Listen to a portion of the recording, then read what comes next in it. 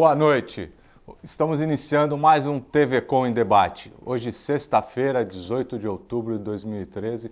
É um prazer ter vocês nos acompanhando. Hoje com duas visitas ilustres. O Dr. João Domingos Neto, aqui nos prestigiando mais uma vez. Dr. João, prazer recebê-lo o senhor aqui. É sempre muito bom quando o senhor comparece ao nosso programa. Boa noite, Rogério. Boa noite, Dr. Chiarella. Boa noite, senhores telespectadores. É uma satisfação poder estar participando mais uma vez do TV Com Debate e desde já agradeço ao convite da nossa produção. Tá certo. E também nos prestigiando hoje o Dr. José Roberto Chiarella, um advogado especialista em direito digital, e a gente vai estar podendo aproveitando a participação dele, uma vez que esse assunto está tão em evidência por aí, até por esses últimos acontecimentos que andaram ocorrendo. Doutor, prazer recebê-lo. Prazer é meu. Boa noite, Rogério. Boa noite, doutor João. Nós ficamos muito felizes, boa noite a você que nos assiste, pelo convite, lisonjeados, e poder debater com vocês aqui vai ser um grande prazer. O que pudermos acrescentar em termos de internet ou outros assuntos relativos também ao marco civil da internet, estamos aqui à disposição do telespectador. Ok, a todos os nossos telespectadores que quiserem aproveitar, participem enviando suas perguntas pelo 2138-4677, para que a gente possa estar discutindo esses assuntos e outros do nosso cotidiano, da nossa região, do dia a dia. Hoje tivemos alguns acontecimentos que marcaram o dia.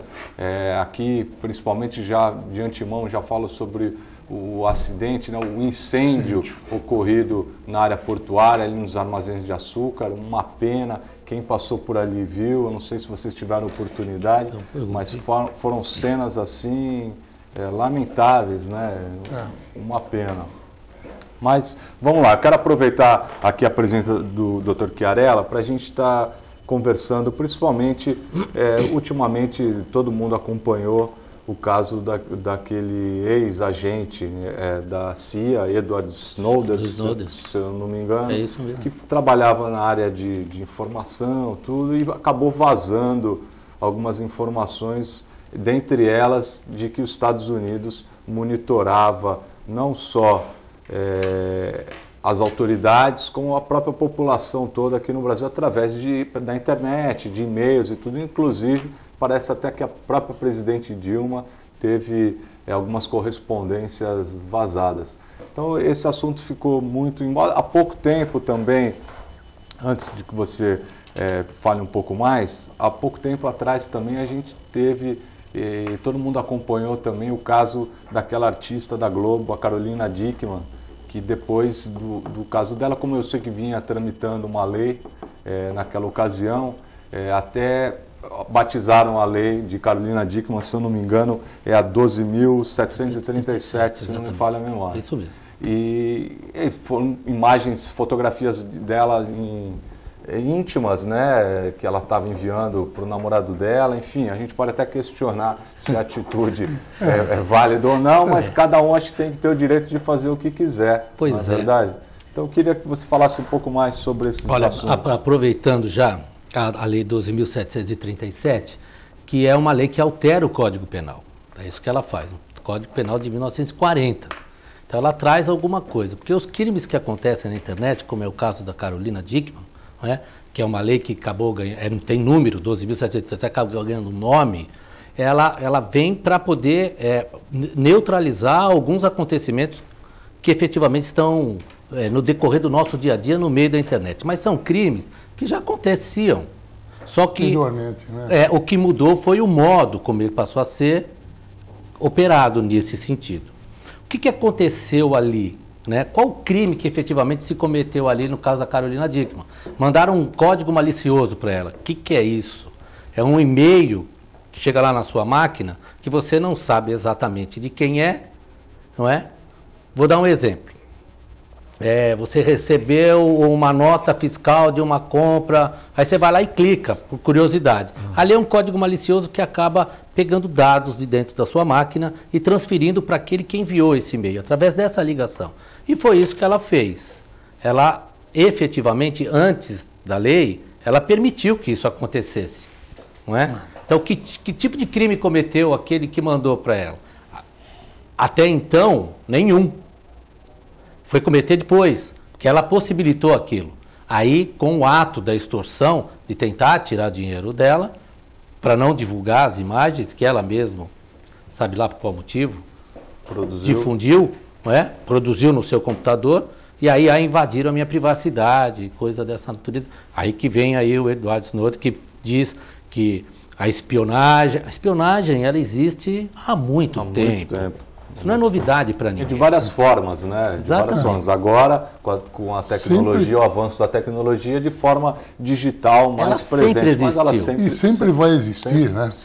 Sempre vai. Vamos procurar algum meio de conseguir pegar algum dado, alguma coisa das pessoas, do governo. A única coisa que tem que ficar muito claro para o telespectador, e os Estados Unidos da América, quando tenta dizer que tudo isso que ele faz é por conta de combate ao terrorismo, isso não é uma verdade.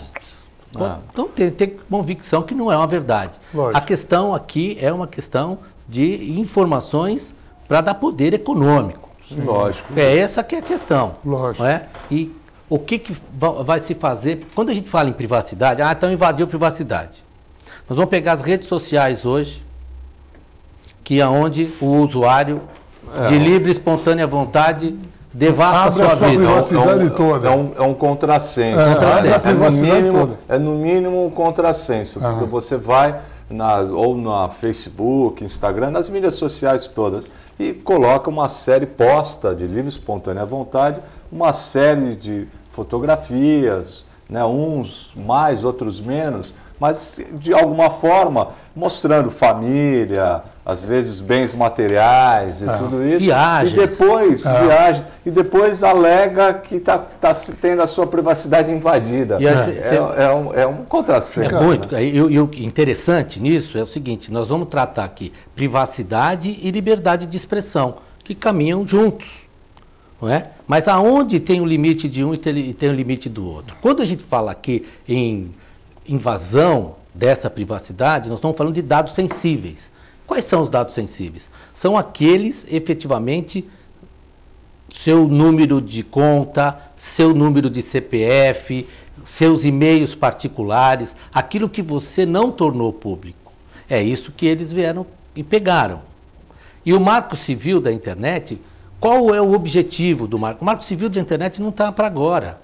No nosso país tem buscado acertos no Marco Civil da Internet, que é para neutralizar 3 pilares importantes na lei, dentre outros, que é o Marco Civil? É criar um código, uma lei, uma regra, uma norma, de como o usuário de internet vai poder usar aquilo, como o provedor de internet vai fazer aquilo, como aquele que armazena conteúdo e as telecoms. Então, olha o que nós estamos mexendo. O tamanho Olha no que nós estamos mexendo. Olha, para a gente fazer uma reflexão também, por exemplo, doutor João, a gente eu andei lendo que haveria até, principalmente no início, quando foi dito que tinham sido vazadas as informações e tudo isso, se pensou até em cancelar o leilão de segunda-feira agora, dia 21, do Campo de Libra, do pré-sal, por achar que as companhias petrolíferas ligadas ao governo dos Estados Unidos já saberiam quais os lotes, né? Quais os lotes que realmente são economicamente mais favoráveis e tudo. Então, para você ter uma ideia, agora, eles se aproveitam também, aí eu não sei porque eu não domino muito essa área, mas eles se aproveitam também pelo fato de que as informações todas acabam indo via satélite e eles que dominam, passa pelos Estados Unidos, os provedores algumas coisas estão nos Estados Unidos. Exatamente. E se nós estivéssemos aqui, nós poderíamos controlar. São esses 3 pontos que o Marco Civil que está brigando. Nós temos o CGI, que é a Comissão de Gestor de Internet, que está aqui, que é a gestão de internet.br, que é criado aqui no Brasil para cuidar disso. Né? Há muito tempo atrás já, que é o seu ponto BR, aí aquilo que a gente tem lá. Então, o que eles querem? O que nós estamos tentando aqui? A neutralidade de rede, que esse é o ponto mais polêmico, que significa a neutralidade de rede? Tem que dar conteúdo igual e velocidade igual para todo mundo. Aí entra as telecom. Como é que eu ganho mais para investir mais? Exatamente. Financeiramente, para eles não é tão... Não é, mas a gente tem que pensar a internet hoje exatamente como nós estamos pensando no veículo que está nos transmitindo agora, que é a televisão. Eu tenho que pensar assim, os nossos filhos, os estudantes do Colégio do Estado, da rede municipal de ensino, eles vão ter o... Todo mundo tem que ter acesso da mesma, exatamente. A mesma oportunidade para todos. Por quê? Porque hoje eu pesquiso na internet, eu estudo pela internet, eu me comunico pela internet, eu trago informação pela internet. Então, se eu tenho isso de forma restrita, como que é forma restrita? Você imagina você fazer um download, quer dizer o quê? Baixar lá o conteúdo para você poder ver aqui de algo numa velocidade mínima, onde você vai demorar 3 dias para poder ver algum conteúdo. É isso que eles estão tentando minimizar e estabelecer uma regra para a grande maioria. Para todos. Para ser... Eu entendo que a internet deveria passaria a ser, aqui no meu ponto de vista como pesquisador, como energia elétrica. Você passou lá no seu interruptor, acendeu a luz, você contratou a companhia de energia, claro, ela fornece energia e você paga pelo tempo que você fez. A internet tem que começar a caminhar mais ou menos pelo mesmo caminho, para poder dar, isso é a chamada inclusão digital. Acessibilidade a todos. Esse seria o cenário ideal. Cenário ideal. O próprio Estado já criou a lei da transparência, onde a obrigatoriedade de divulgar através da internet todos os seus gastos, aonde, de que forma. Sem acesso, é verdade. Não tem. Então, esse é um ponto. O outro ponto que eles falam é a privacidade dos usuários, né? Que é exatamente esse controle. Por quê? Você pegar os grandes provedores de internet, eles não estão sediados no país, eles estão sediados fora do país. E a lei quer trazer aqui. Para quê? Para sofrer sanções com regras daqui. E o último é o armazenamento de log. O que é o log? Para você que está nos assistindo. Quando você clica em algum conteúdo na internet, no seu computador, que tem uma identificação, você se loga. Está ligado naquilo. E logar é exatamente isso. Ele quer que armazene isso. Quem é aquela pessoa que está entrando naquele determinado momento e da onde está vindo aquele sinal? Através do provedor de internet. Por quê? Porque aí eu tenho condições... Tem como ir buscar crime. Também, exatamente. Crime quando tem ocorrer um excesso ou alguma ilegalidade, materialidade e pessoalidade. Saber. Preciso saber. Tem que materializar e saber quem fez. Se eu não tenho essas duas coisas, eu vou parar, não vou conseguir punir nunca um crime na internet. Não vai. Agora, deixa eu aproveitar. Doutor João, eu vou fazer uma pergunta para o senhor, não é nada, porque eu quero aproveitar, já que a gente está debatendo esse assunto, que é muito rico, porque tem várias vertentes, como que o senhor então, é um pouco mais experiente do que eu, ou bastante, tem mais experiência do que como o senhor se relaciona e como o senhor vê os seus amigos contemporâneos, como o senhor se relaciona com as mídias sociais e com toda essa tecnologia? Porque eu vou ser sincero, por exemplo, meus pais têm um pouco de dificuldade, minha mãe um pouco mais, meu pai até pela profissão acaba no trabalho, tudo, mas minha mãe por ser, não ter uma atividade empresarial diferente, ela tem um pouco mais de dificuldade. Como é que o senhor enxerga esse relacionamento das pessoas com um pouco mais de experiência de vida e não tanto na área da informática? Você vê, hoje, você pega uma criança com 2, 3 anos, ela já está com celular, digital, tem todos os acessos, mexe no celular, senta à frente de um computador e já acessa tudo. Quer dizer, nós estamos vivendo hoje, o jovem de hoje, a criança já, quando nasce, já tem todo o acesso à informática, coisa que não aconteceu na minha época. Na minha época não existia. Eu sou da época da máquina. Mas nem na nossa com essa velocidade. Exatamente. Sim, mas já era o início. Um pouco mais. Então a dificuldade que as pessoas da minha idade sentem em acessar a informática, evidentemente elas são maiores. Você tem uma dificuldade maior até conseguir se adaptar e conseguir dominar razoavelmente.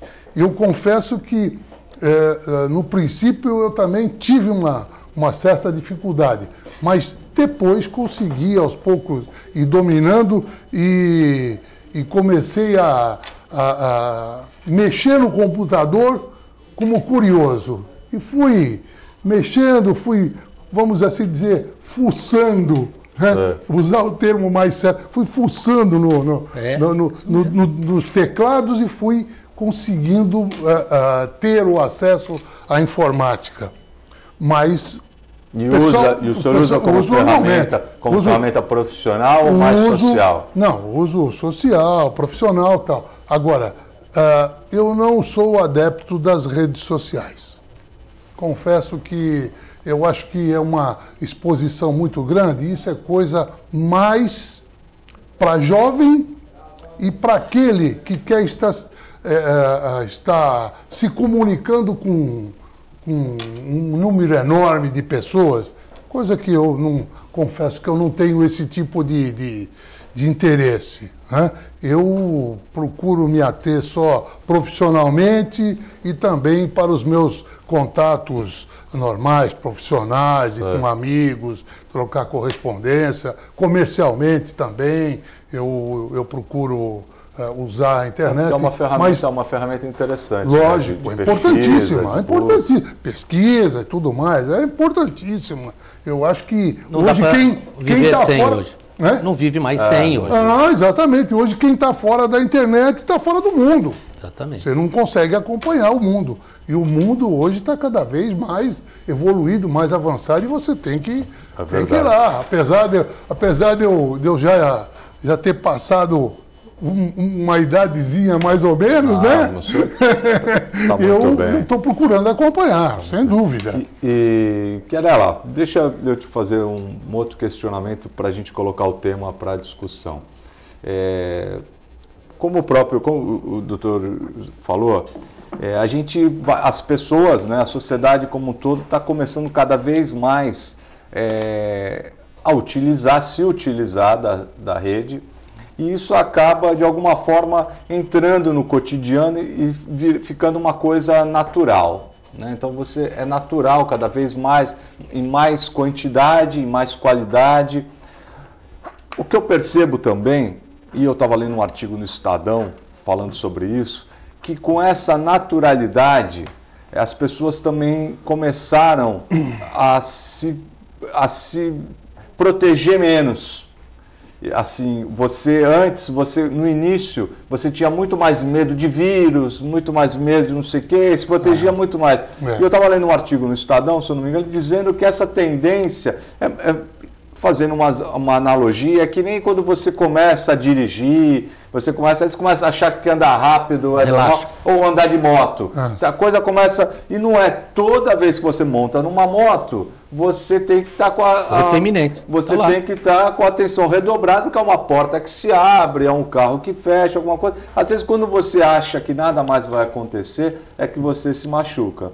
Então, eu escuto amigos falando, mas já está dominando. Eu tenho moto há 20 anos, mas tudo bem, você tem moto há 20 anos, mas basta um acidente para você se arrebentar para o resto da vida.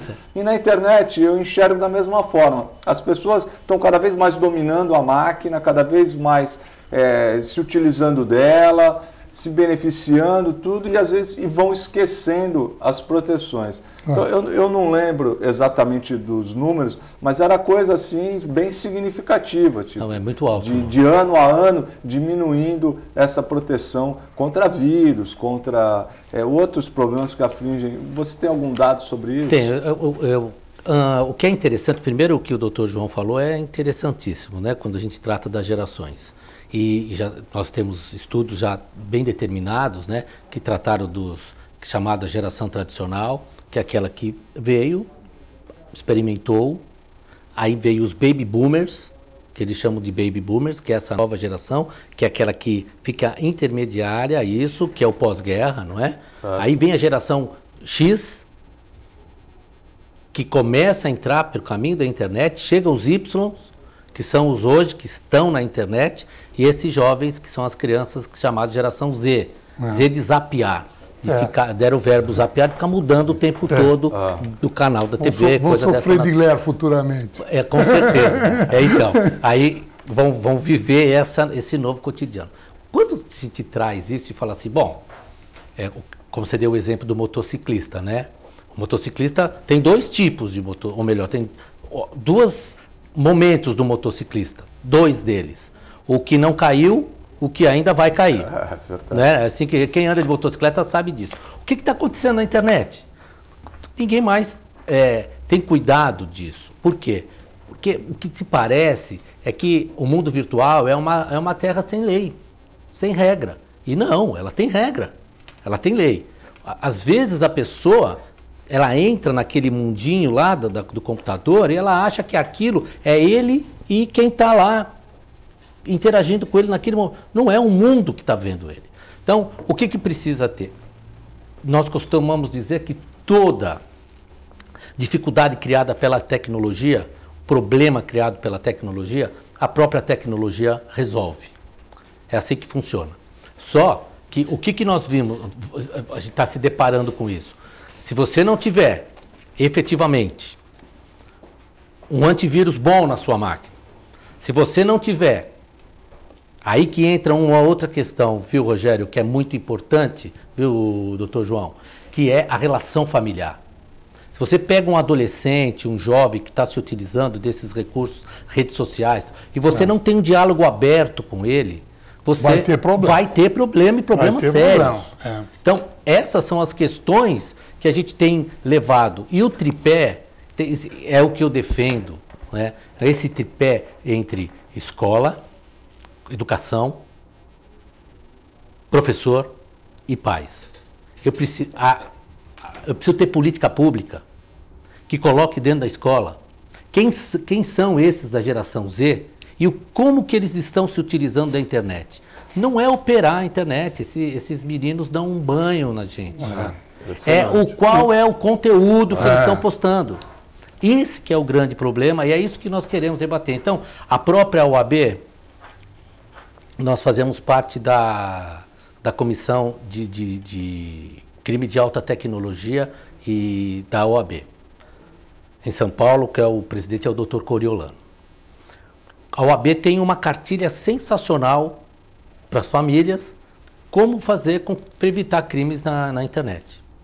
Então, tá lá, pode chegar, entra no site da OAB, coloque qualquer rede de busca aí, OAB cartilha, você vai encontrar e vai poder se utilizar. É uma preocupação mesmo. Agora, precisa ter um antivírus extremamente eficiente, atualizado, se educar para não abrir qualquer mensagem, ensinar a não transmitir qualquer mensagem, mostrar para os seus filhos que esses jogos online, ele precisa efetivamente saber com quem ele está interagindo nas redes sociais. Nem sempre aquele que está do outro lado é uma criança da idade dele. É um criminoso. É um criminoso e é mesmo, que tem aumentado sensivelmente esse tipo de crime. E tem buscado regulamentar isso para se evitar. Mas tem que começar dentro de casa mesmo, viu, Rogério? Esse que é o caminho. Mas acho que toda a tecnologia vem a benefício do ser humano e tudo, mas eu acho que a família, os valores da família precisam ser precisam ser preservados a qualquer custo. Então acho que cabe à sociedade que elege, né, que nós temos aquela ferramenta de transformação que é o voto. Então cabe à sociedade escolher bem os seus representantes. E exigir deles. Exigir deles. E aqueles que realmente vão legislar em nosso favor e tudo, para estar sempre atento. Porque a sociedade ela é mutante, né? A sociedade é muito dinâmica. E você precisa ter pessoas, né, gestores públicos, legisladores, todos, que acompanhem essa evolução da sociedade, mas sempre tentando, né, da melhor forma possível, segurar aqueles valores, disseminar aqueles valores da família. Você fez uma comparação aí com o motociclista, o doutor Chiarella também. Eu sou motociclista Somos todos. há muito tempo. E eu costumo sempre dizer uma coisa para quem senta para dirigir uma motocicleta. A motocicleta, a gente não dirige acelerando com a mão direita. A gente dirige com a cabeça. Porque se você não tiver cabeça e acelerar demais, você certamente vai sofrer um acidente. E se você dirigir com a cabeça, você corre muito menos risco. A internet é a mesma coisa. Quem chegar e acelerar no computador vai acabar tendo problema. A comparação foi sensacional, entendeu? É exatamente isso. É verdade. Quem não tiver cabeça, quando estiver sentado ali ao teclado, vai se esborrachar lá na frente. Exato. Deixa eu aproveitar aqui. Paulo Sérgio, estão chegando as perguntas aqui. O Paulo Sérgio do Boqueirão. Paulo Sérgio, obrigado. Prazer ter você aqui nos acompanhando. Na segunda, no TV Com em Debate, o Jama elogiou o antigo restaurante popular que existia na Praça da República e o restaurante portuário, que ficava na Avenida Portuária. Ele, acho que o Paulo Sérgio, ele gostaria de estar dizendo que a gente deveria elogiar o restaurante do Mercado Municipal, que cobra só R$1, né, que é o Bom Prato, e os parabéns para o Poupa Tempo, por terem serviços de alta qualidade. Olha, Paulo Sérgio, você tem toda a razão, principalmente no que diz respeito ao Bom Prato. Vou aproveitar aqui eu fui na primeira gestão do prefeito Papa, eu fui administrador, eu tive a oportunidade, a convite de ser administrador da região central histórica. Foi uma experiência muito bacana e o meu gabinete era dentro do mercado municipal. E o restaurante Bom Prato, ele fica dentro do complexo do mercado municipal, no armazém ao lado. E realmente o serviço que é prestado ali é de excelência, não só pelos funcionários que ali trabalham, como pela qualidade do alimento servido. Então realmente eu acho que essa é uma iniciativa, esse é um equipamento realmente que faz a diferença para muitas famílias, por tudo que ele é, pela socialização, pela qualidade da alimentação, pelo valor praticamente irrisório. E realmente, se essa é uma ação que se o governo do Estado conseguir disseminar para todas as cidades, principalmente aquelas com menos condições, realmente faz toda a diferença. Sem dúvida. E com relação ao Poupa Tempo também, eu concordo com você, Paulo, que o Poupa Tempo também é outro equipamento que ajuda muito no dia a dia das pessoas por elas poderem resolver vários problemas no mesmo local. Isso economiza condução, economiza tempo, facilita a vida das pessoas e é o que elas realmente precisam. Então você tem toda a razão, está aqui o meu depoimento pessoal. Quer falar alguma coisa disso, João? Não, eu acho que você foi bastante feliz nas suas palavras. E o Bom Prato é algo que veio para ficar e realmente atende aquelas pessoas que no dia a dia só tem um dinheirinho lá, um realzinho para comer e vão poder se alimentar bem. E também o Poupa Tempo é outro equipamento do Estado que, olha, faz a diferença. Faz aquela diferença, porque você consegue resolver uma série de questões do dia a dia no mesmo local. Tem banco, tem a prefeitura, tem exames de trânsito, enfim, tudo que você precisa tem lá no Poupa Tempo e você consegue resolver rapidamente tudo. Então é outro equipamento eficiente. Já se utilizou do Poupa Tempo? Então, quando nós nos deparamos assim como um cidadão elogiando um serviço público, a gente começa bacana. E percebe que o ente público tem condição de fazer. Eu acredito na política desse país. Não é? Essa história de pegar os políticos e colocar todos no mesmo balaio e misturar e falar que é todo mundo igual, não é. Tem muita gente boa, tem muita coisa ruim. Também acho. Tem muita coisa que tá difícil. Mas quando tem vontade política, quando tem vontade política, acontece. Acontece. Agora, não é só ficar recebendo Bolsa Família, né? Tem outras coisas que a gente pode receber. O bom do Bom Prato, na época que eu estava lá, que eu convidava todo mundo para almoçar por minha conta. Nós vamos para um breve intervalo e já voltamos com o TV Com em Debate.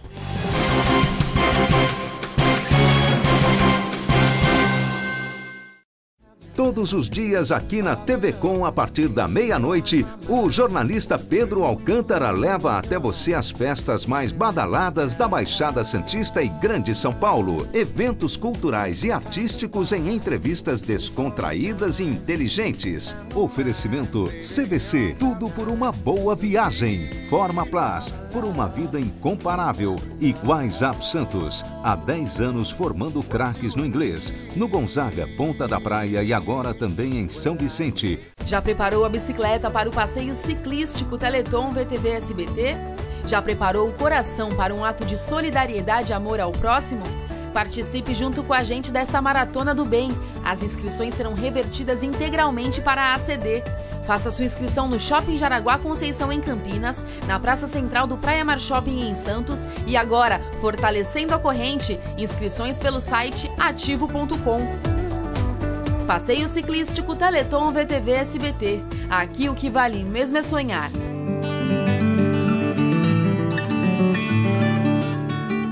Outubro é um mês muito importante para todas nós mulheres. É o mês em que somos lembradas de que toda mulher é especial ao seu jeito. São mães, filhas, trabalhadoras, anônimas ou famosas. E todas nós temos uma coisa em comum: a necessidade de se cuidar. E após os 40 anos de idade, esse cuidado precisa aumentar. Procure o seu médico ou posto de saúde para tirar as suas dúvidas e marcar a sua mamografia. Outubro Rosa 2013. Não deixe a sua saúde passar em branco. Oficina Frota Vento. Conta com uma infraestrutura totalmente automatizada e com o que há de mais moderno em equipamentos e tecnologia, com serviços de funilaria, repintura, mecânica e eletricidade, além de oferecer diversos modelos de carros antigos para aluguel. Oficina Frota Vento, localizada na Rua João Éboli, 57 em Santos. Telefone 3223-2969 ou 3221-4853. Oficina Frota Vento. Quem leva vantagem, quem leva comissão, quem leva propina, leva muito mais do que isso. Leva embora a dignidade, a honestidade, a cidadania. Leva embora o futuro do Brasil. Leva tudo. E você não vai fazer nada? Corrupção, não leve, não aceite, denuncie.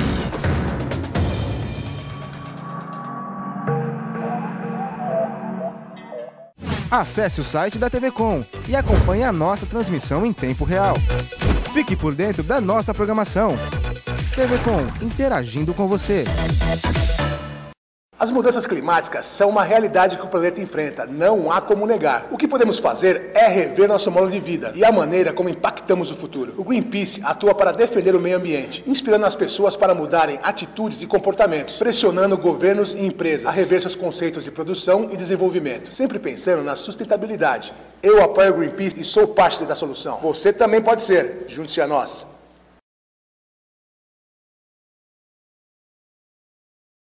Se você quer algo diferente e está por dentro de tudo que acontece em sua cidade, mande dicas, sugestões de pauta pela nossa fanpage facebook.com/tvcom.santos. Interaja com a programação da sua TV Com. TV Com, interagindo com você. Olá, eu sou Adilson de Carvalho, eu também estou aqui na TV Com o programa Classe A. Um programa de variedades, feito para você que gosta de levar a vida com estilo e curtir uma boa entrevista. Toda quarta-feira, 9 da noite, com reprise na sexta-feira, 4h30 da tarde. Eu espero por você. Até lá.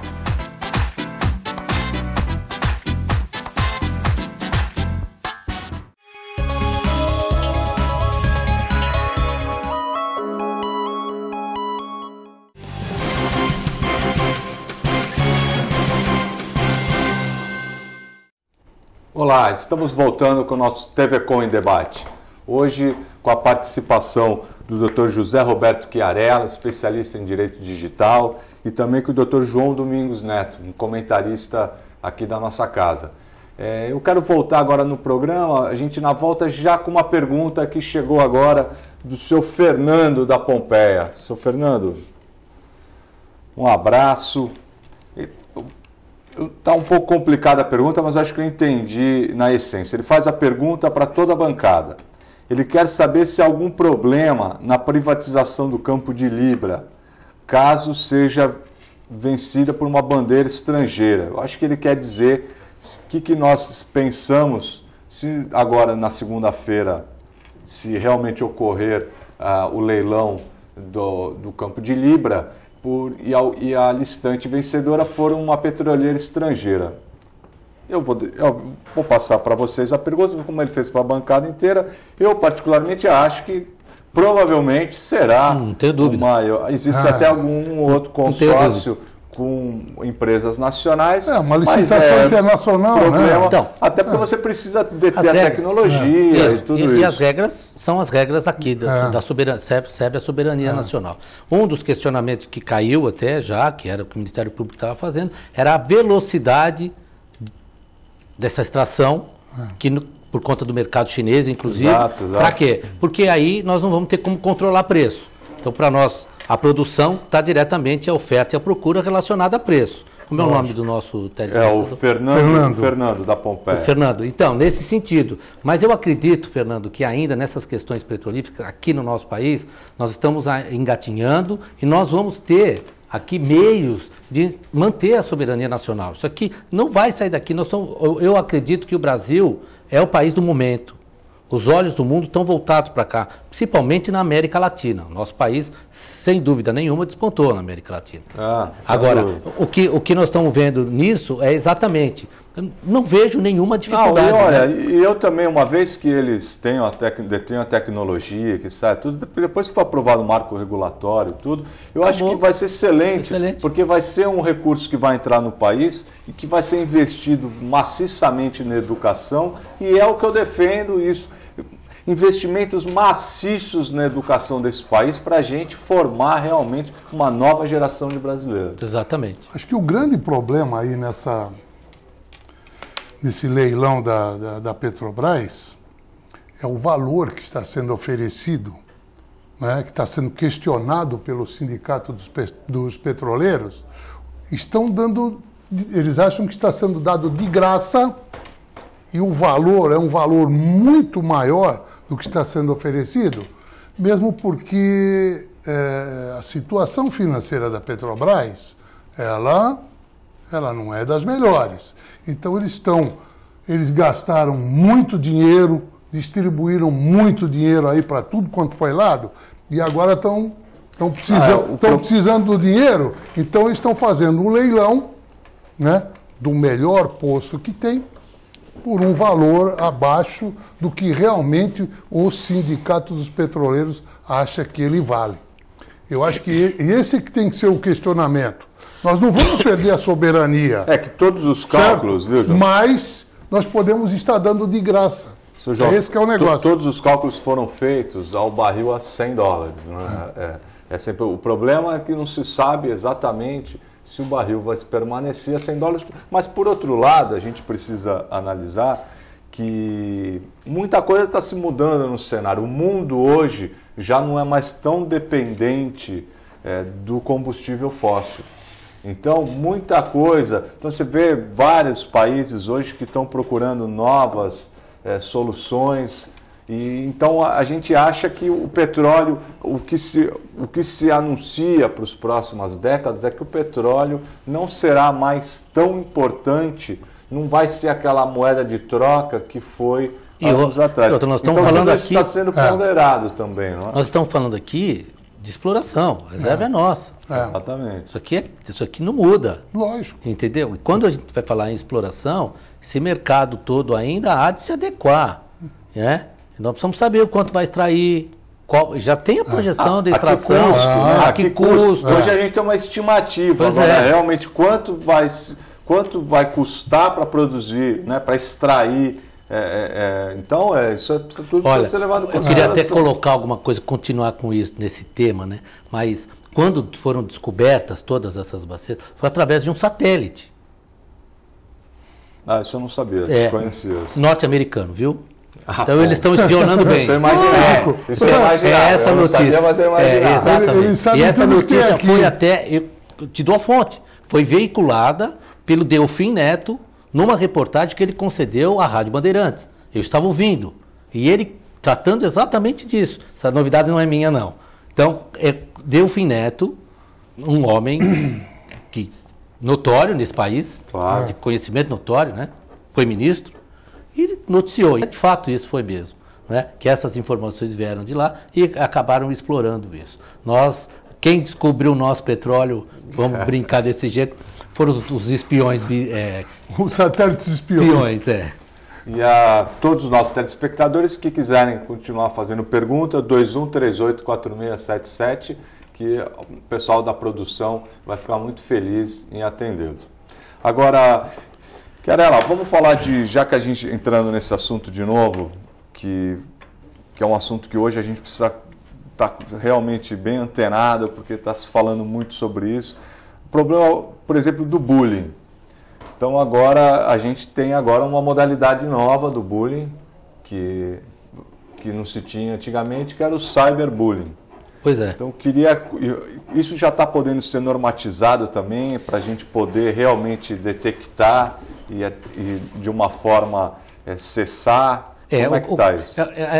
O bullying, cyberbullying, que a gente precisa entender, isso num contexto geral, não é?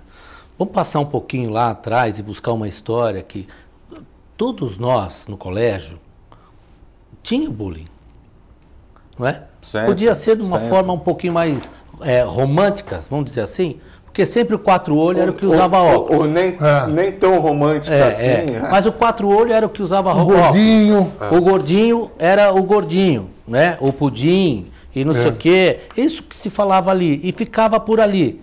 Claro que sempre teve a sua conotação pejorativa e isso não era bom. Quando a gente transforma isso num cyberbullying, o que significa o cyberbullying? Eu vou disseminar uma informação. E quando isso entra numa rede social, vou usar o mesmo exemplo aqui, brincando, o quatro-olho.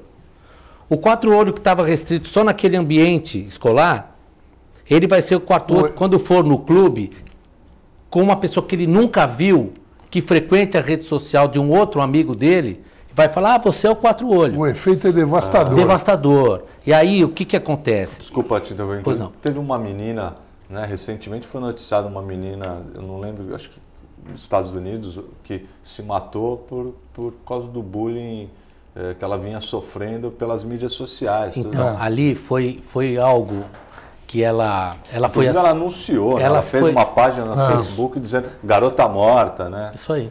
Fez um... E isso tem... Isso é triste, né? E muito grande triste. O índice. Nós não se tem divulgado, mas o índice é assustador. Então, você que está em casa, que tem seu filho que está nas redes sociais, tem que ver, tem que prestar atenção nisso. Controlar mesmo, né? Como eu vou detectar?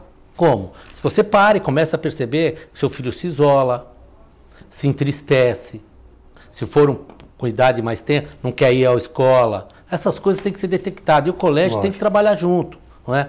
Eu costumo dar palestra sobre esse assunto e uma das perguntas que eu falei num colégio para todas as salas. Você tem senha no seu computador? Quem tem? Todo mundo respondia, eu tenho. Que bom. Então, você acha que a senha protege você? Protege e tal.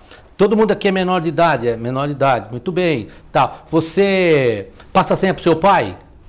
Não. Não? Mas por que não? Aí minha privacidade. Mas quem responde por você? Você é menor. Não. Mas então eu vou te fazer outra pergunta. O que tem lá que o seu pai não pode ler? E aí você começa a fazer com que eles passem a refletir. E por quê? A preocupação não é o que seu filho escreve, é o que estão escrevendo para ele. Exatamente. Entendeu? Agora, precisam parar para pensar no que o bullying vai significar na vida. O colégio, ele tem um grande papel também nisso, na educação disso. Por que ele tem um grande papel? Eu, dentro de casa, consigo detectar. Eu, no colégio, se eu passar para o coordenador do colégio, para o professor vai ajudar nisso. E tem que coibir esse tipo de atitude. Tem que coibir. E principalmente o acompanhamento, eu acho, dos hoje, pais. Menor responde o pai. E hoje não é fácil, porque não é que nem no meu tempo de colégio, onde o professor, a gente via o professor como se fosse um verdadeiro pai da gente, era um mestre. Um mestre. A gente tinha respeito e tudo mais. Hoje o aluno não respeita mais nada. Quer dizer, então, a liberdade, ela está tão grande, já da própria criança, do próprio aluno, que as consequências são essas que a gente está vendo. Eles têm acesso a tudo que é controlável, vamos assim dizer, na internet. Né? E essa transformação da sociedade também, né? Hoje, por N motivos, não é nem se é bom ou se é ruim, mas hoje a mulher também trabalha, ajuda. Então, facilita. Então, né, acabam ficando mais tempo. Vulneráveis. Exato, e muitas atividades paralelas, as crianças com muitas atividades, os pais com muitas atividades. O encontro acaba, às vezes, com uma menor frequência e num tempo menor, que precisa, por outro lado, ter mais qualidade. Rogério, você colocou agora há pouco, com muita propriedade, a questão da educação no país que muda a geração. De fato é isso mesmo. Só que tem um detalhe nisso. Por que a gente não tem política pública e educacional a ponto de colocar matéria, né, cidadania, enfatizar as questões de ética e cidadania, enfatizar as questões de uso de conteúdo em redes sociais, internet, tudo. Eu tenho que falar sobre isso. Eu tenho que ter matéria sobre isso. Existem colégios aqui em Santos que tem salas que recebem o nome de Steve Jobs. Ótimo, que é sala que mexe com a internet, lousa digital, tudo isso é sensacional. Mas o que eu tenho que fazer? Oferecer a tecnologia para o meu aluno sempre. Mas falar para ele, mostrar para ele o que é ética, o que é cidadania, o que eu posso, o que eu não posso. Eu vivo num país democrático, óbvio. As manifestações estão aí para todo mundo ver, mas a democracia tem direitos e deveres. Exatamente. Não é uma bagunça generalizada. Você tocou no assunto que eu estava tentando transmitir. Exatamente. Esses valores, o meu medo é esse, é que essa geração perca esses valores ou não consiga compreender o significado. Política pública, legislação que coloque a regra para que nós possamos cumprir. E isso é porque faz o quê? Vamos pegar o profissional, o professor, dentro da sala de aula. Eu não posso jogar a responsabilidade do professor que está, meu colega professor, né? Que sofre as consequências de salário baixo, coisas dessas que nós sabemos. Mas não adianta, professor ou ama o que faz ou muda. Entendeu? Ou muda. Porque nós o que a gente poderia, e volta a partir da questão das políticas públicas também, o que falta também é um pouco de qualificação, né, para que esses professores consigam transmitir a mensagem para os jovens que estão entrando nessa onda, porque às vezes muitos deles também não sabem exatamente como distinguir, fazer com que as crianças distinguam realmente o que pode ser, o que não pode. O Estado, o João e o Rogério, ele oferece isso, inclusão digital. Tem lá um computador, eles estão investindo mais, agora estão criando mais incentivo, um projeto de lei de incentivo para o dispositivo móvel, porque eu vou ter essa mobilidade. Ótimo. E ele está monitorando para quê? Para que aqueles jovens que estão entrando nesse mercado, né, que vão ingressar no mercado de trabalho, saibam o que é um e-mail, uma tabela, Excel, sabem usar. Exatamente. Então, estão dando isso. Mas ninguém ensina para ele qual é o conteúdo que ele vai postar. Usar é uma outra coisa. Ter esse discernimento. Exatamente. Né? Ter esse discernimento. Discernir o que ele pode e o que ele não pode fazer num mundo que ele acha que não tem regra. E até com relação a políticas públicas voltadas à inclusão e tudo, faço também aqui um comentário favorável à iniciativa, até parabenizo a iniciativa da prefeita Márcia Rosa, de Cubatão, que lá eles desenvolveram na prefeitura, os alunos recebem lá um notebook, todos os alunos recebem um notebook, inclusive eles podem levar para casa, porque é uma forma de eles fazerem com que os pais também tenham acesso a essa digital. Ferramenta. Exatamente. Eu acho isso muito bacana, fica aqui, está de parabéns à prefeita Márcia Rosa. Chegou aqui mais uma pergunta da Dona Rosa, da Aparecida. Dona Rosa, um beijo para a Dona Rosa. Dona Rosa sempre muito gentil e sempre participando do programa.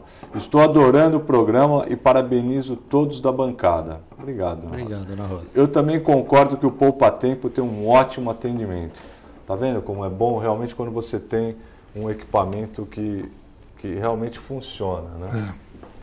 Bom, pessoal, é o seguinte, estamos chegando no final do nosso programa. Queria agradecer a todos os telespectadores que estiveram com a gente. Quero agradecer a presença do Dr. Chiarella também. Foi um prazer, doutor.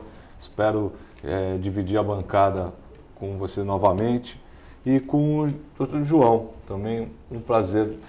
Gostaria que você se despedisse dos nossos telespectadores. Eu queria agradecer muito a você, ao convite, a você, telespectador que acompanha, tem prestigiado o programa com a sua audiência. Muito obrigado. Nós estamos aqui mesmo juntos para poder discutir as questões da cidade, as questões sociais. E, novamente, repito, muito obrigado, João. Prazer conhecê-lo aqui pessoalmente. E Deus abençoe sua vida, a sua também, que possamos continuar em frente, seguindo. Isso. Muito bem. Doutor João.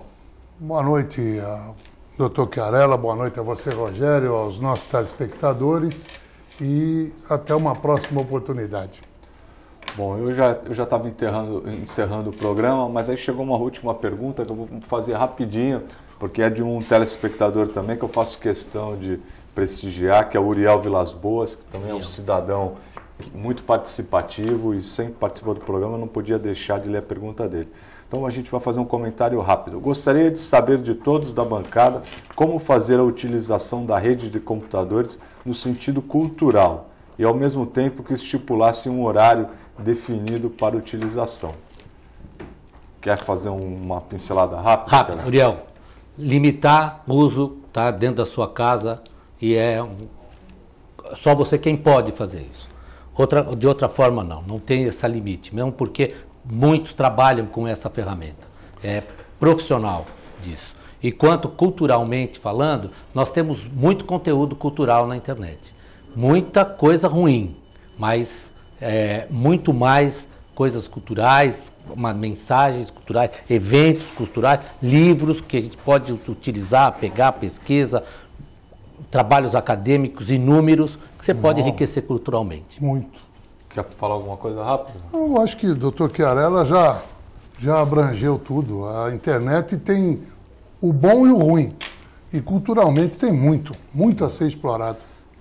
Uriel, de minha parte, eu só vou acrescentar que só o fato de você ter essa ferramenta onde você pode estar se atualizando em tempo real de tudo que está acontecendo na sua região, no mundo, eu acho que já é um benefício muito grande.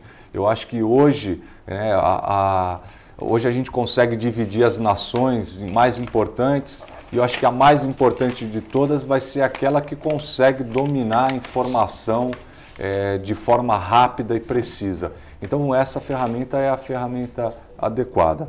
Obrigado pela participação, quero agradecer a todos, quero desejar um bom final de semana e fiquem com Deus.